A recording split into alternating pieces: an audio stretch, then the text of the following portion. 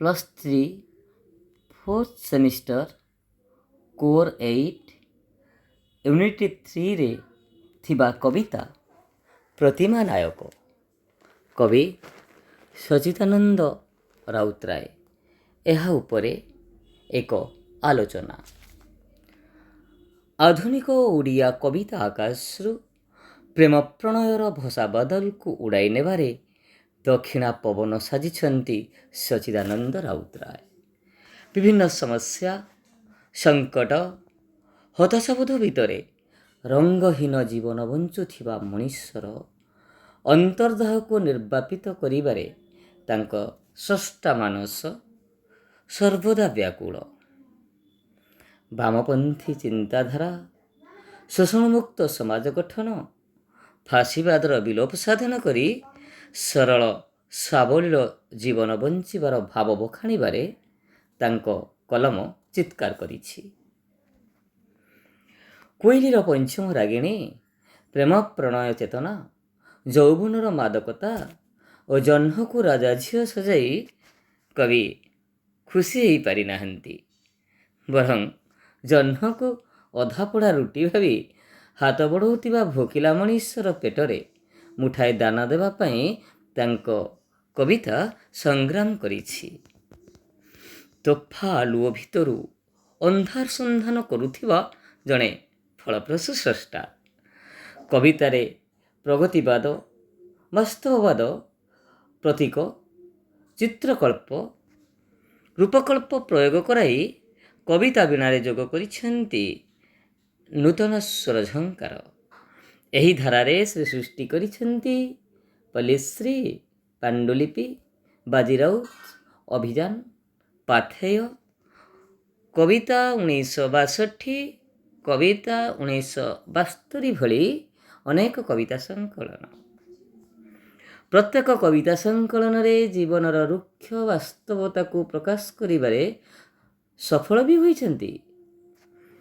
ପ୍ରତିମା ନାୟକ କବିତାଟି ତାଙ୍କ ପାଣ୍ଡୁଲିପି କବିତା ସଂକଳନର ଅଂଶ ବିଶେଷ। ପ୍ରଥମ ବିଶ୍ୱଯୁଦ୍ଧର ଲୁହଭିଜା ପରିଣତି ଓ ଅତ୍ୟାଚାରୀ ପୁଞ୍ଜିବାଦୀ ଫାସିଷ୍ଟ ଗୋଷ୍ଠୀଙ୍କ ବିରୁଦ୍ଧରେ ସ୍ୱର ଉତ୍ତୋଳନ, ଶୋଷଣମୁକ୍ତ ସମାଜ ଓ ସାଧାରଣ ମଣିଷକୁ ଉପଯୁକ୍ତ ନ୍ୟାୟ ଦେବା ହେଉଛି ତାଙ୍କ କବିତାର ଆଦର୍ଶ। ପାଶ୍ଚାତ୍ୟ ସାହିତ୍ୟର ରଙ୍ଗ ତୁଳିରେ ଆଙ୍କିଥିବା ଚିତ୍ର ପ୍ରତିମା ହେଉଛି ତାଙ୍କ ପ୍ରତିମା ନାୟକ, ଯେଉଁଥିରେ ନାରୀର କ୍ରମ ଉତ୍ତରଣର ଭାବ ଦେଖିବାକୁ ମିଳେ। ପ୍ରତିମା ଏଠାରେ ପ୍ରାଚୀନ ଯୁଗର ନାରୀ ପରି ଲଜ୍ଜାଶୀଳା ନ ସାଜି ରାଜରାସ୍ତାରେ ଜୀବନ ସଂଗ୍ରାମର ଖଣ୍ଡା ଧରିଛି। ଯୁଦ୍ଧ ପରବର୍ତ୍ତୀ ନାରୀର ମାନସିକତାରେ ଆସିଥିବା ପରିବର୍ତ୍ତନକୁ କବିତାରେ ରୂପାନ୍ତର କରି ଶ୍ରୀ ରାଉତରାୟ ପ୍ରତିମାକୁ ଆଧୁନିକ ନାରୀ ସମାଜର ପ୍ରତିନିଧି ସଜାଇଛନ୍ତି। ଆଜିର ମଣିଷ ଯନ୍ତ୍ର ମଣିଷ, ସୁଖ ସପନ ତାଠାରୁ ଢେର ଦୂରରେ।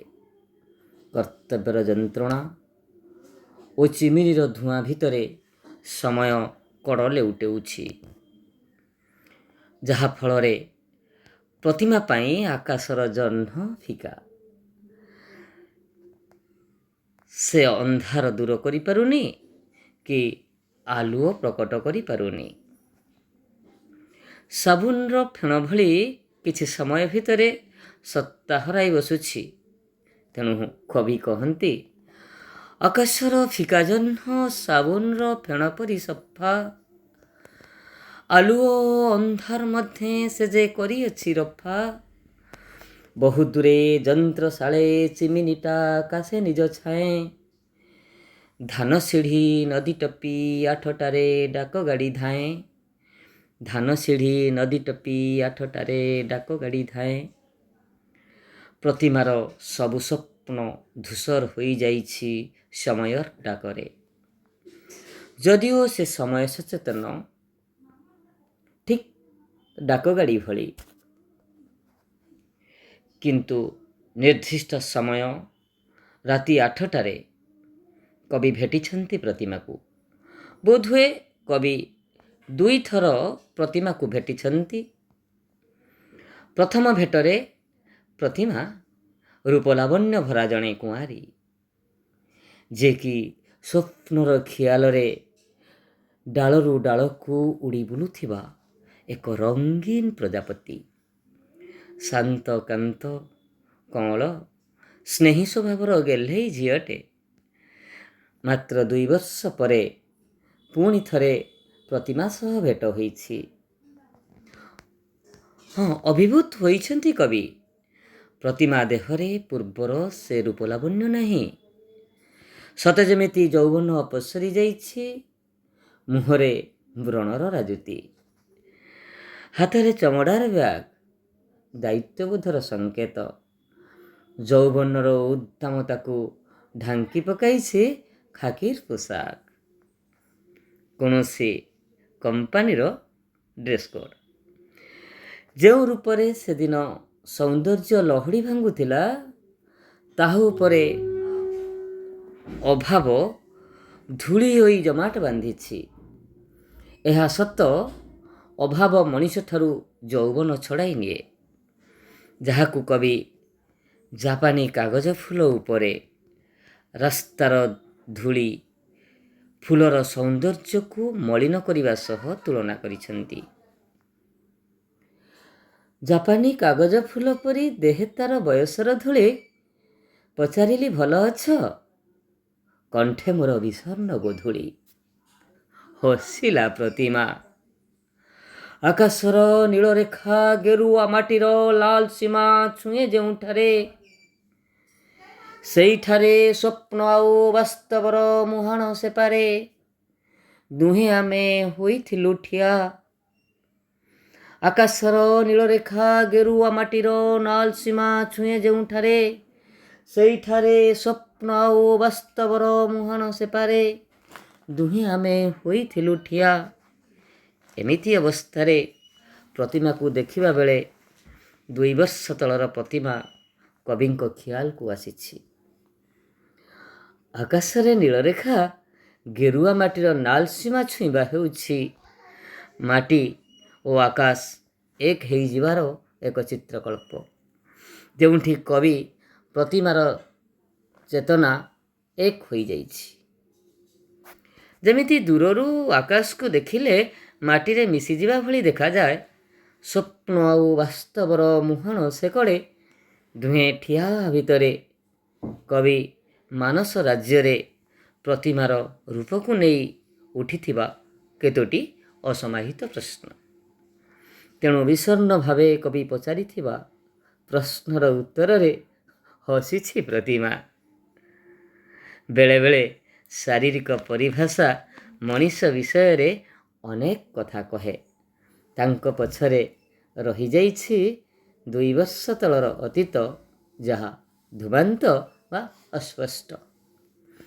ବହୁତ ଦୂରେ ଲାସ୍କଟା ଘରେ ହରିକେନ୍ ବେତି ଜଳିବା ରୂପକଳ୍ପ ମାଧ୍ୟମରେ କବି ପ୍ରତିମାର ଜୀବନ ଦେଇ ବିତି ଯାଇଥିବା ଘଟଣାମାନଙ୍କୁ ପୋଷ୍ଟମର୍ଟମ ସହ ତୁଳନା କରିବା କଥା କୁହାଯାଇଛି। ଲାସ୍କଟା ଘରୁ ନିର୍ଦ୍ଦିଷ୍ଟ ସତ୍ୟ ଆତ୍ମପ୍ରକାଶ କଲା ଭଳି ପ୍ରତିମାର ରୂପ ପରିବର୍ତ୍ତନର କାରଣ କ'ଣ ତାହା ପ୍ରକାଶ ପାଇଛି। ଭାଜିଗଲା ବାହାଘର ଦର୍ଶନରେ ପଢ଼ୁଥିଲା ଏମେ। କେ ଜାଣିବା ପଡ଼ିଥିବ ଜୀବନରେ ଥରେ ଅଧେ ପ୍ରେମେ।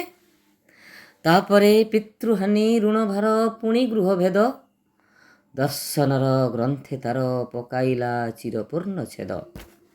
ଅଭାବେ ସ୍ୱଭାବ ନଷ୍ଟ ନ୍ୟାୟରେ ପ୍ରତିମା ଜୀବନରେ ଗୋଟିଏ ପରେ ଗୋଟିଏ ଦୁଃଖ ଝରଣା ହୋଇ ବହିଯାଇଛି। ଅର୍ଥ, ଅଭାବରୁ ପାଠପଢ଼ା ବନ୍ଦ ହୋଇଛି, ଭାଙ୍ଗି ଯାଇଛି ବାହାଘର, ପିତାଙ୍କ ମୃତ୍ୟୁ କରଜଗ୍ରସ୍ତ କରି ପକାଇଛି, ଗୃହଭେଦ ପରିବାରଠାରୁ ଅଲଗା ହେବା ପରେ ତାର ବଞ୍ଚିବା ମରିବା ସମାନ ହୋଇଯାଇଛି। 1939 ମସିହାରେ ସଂଗଠିତ ଦ୍ୱିତୀୟ ବିଶ୍ୱଯୁଦ୍ଧ ପରେ ସମାଜରେ ଜୀବନ ବଞ୍ଚିବା ଶୈଳୀରେ ଅନେକ ପରିବର୍ତ୍ତନ ଆସିଛି। ଦୁଃଖ ଦୁର୍ଦ୍ଦଶା ଭିତରେ ମଣିଷ ବଞ୍ଚିବାର ରାହ ଖୋଜୁଥିବା ବେଳେ ପ୍ରତିମା ପରିସ୍ଥିତିର ଉଜାଣି ସୁଅରୁ କୂଳ ଛୁଇଁବାକୁ ପ୍ରୟାସ କରିଛି। ସେ ଏମିତି ସେମିତି ଝିଅ ନୁହେଁ, ଭାଗ୍ୟକୁ ଆଦରି ପଣତରେ ଲୁହ ପୋଛିବ। ତେଣୁ ନିଜ ହାତର ଭାଗ୍ୟରେଖାକୁ ପରିବର୍ତ୍ତନ କରିବାକୁ ଯାଇ ଯୋଗାଣ ବିଭାଗରେ ଚାକିରି କରିଛି। ଦରମାଟା ବି ମନ୍ଦ ନୁହେଁ, ଯେଉଁଥିପାଇଁ ପ୍ରତିମା ଓଠରେ ହସର ଆଭାସ। ଭାଙ୍ଗି ପଡ଼ିଥିବା ସ୍ୱପ୍ନମାନେ ବାସ୍ତବତାର କାହାଣୀ ଶୁଣାଇଛନ୍ତି। ମୁହଁରେ ଯେଉଁ ହସ, ତାହା କିନ୍ତୁ ନାରୀ ସୁଲଭ ହସ ନୁହେଁ, ବରଂ ଖାକିର ହସ, ଅର୍ଥାତ୍ ବିପର୍ଯ୍ୟୟ ଭିତରେ ସମ୍ଭାବନାର ଗୋଟେ ଆଶ୍ୱସ୍ତି। ଆଖିରେ ରାତିର ଇସାରା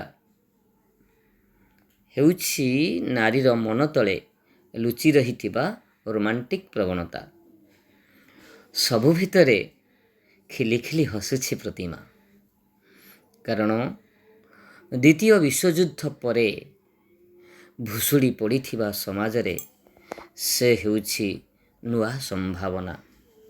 ସତେ ଯେମିତି ଝଡ଼ରେ ଭାଙ୍ଗି ପଡ଼ିଥିବା ଗଛକୁ କଲମୀକରଣ ମାଧ୍ୟମରେ ନୂଆ ଗଛ ସାଜିଛି ପ୍ରତିମା। ସମ୍ପୂର୍ଣ୍ଣ କବିତାରେ ପ୍ରତିମା ଆଧୁନିକ ନାରୀମାନଙ୍କର ଏକ ରୂପାନ୍ତର, ଯାହାଠାରୁ ଦୂରେଇ ଯାଇଛି ନାରୀ ସୁଲଭ କୋମଳତା, ହଜିଯାଇଛି ଯୌବନର ମାଦକତା। ପ୍ରେମଳ କଅଁଳ ଚାରାଟି ଝାଉଁଳି ପଡ଼ିଛି ହତାଶ ବୋଧର ଉତ୍ତାପ ଖରାରେ। ତଥାପି ଯନ୍ତ୍ରଣାର କଳାବଉଦ ଫାଙ୍କରୁ ଜହ୍ନ ଆଲୁଅ ଦେଖିବାରେ ଅଭିଳାଷୀ ଏକ ନାରୀ ଚରିତ୍ର। ସମସ୍ତ ବ୍ୟର୍ଥତା ଭିତରେ ଜୀବନ ବଞ୍ଚିବାର ଜିଦଖୋର ପ୍ରବୃତ୍ତି ଓ ଯୁଦ୍ଧର ଭୟାବହତା ଭିତରେ ଆଧୁନିକ ନାରୀର କୋହଭରା ଇତିହାସର ସାକ୍ଷୀ ସାଜିଛି ପ୍ରତିମା ନାୟକ। ଧନ୍ୟବାଦ।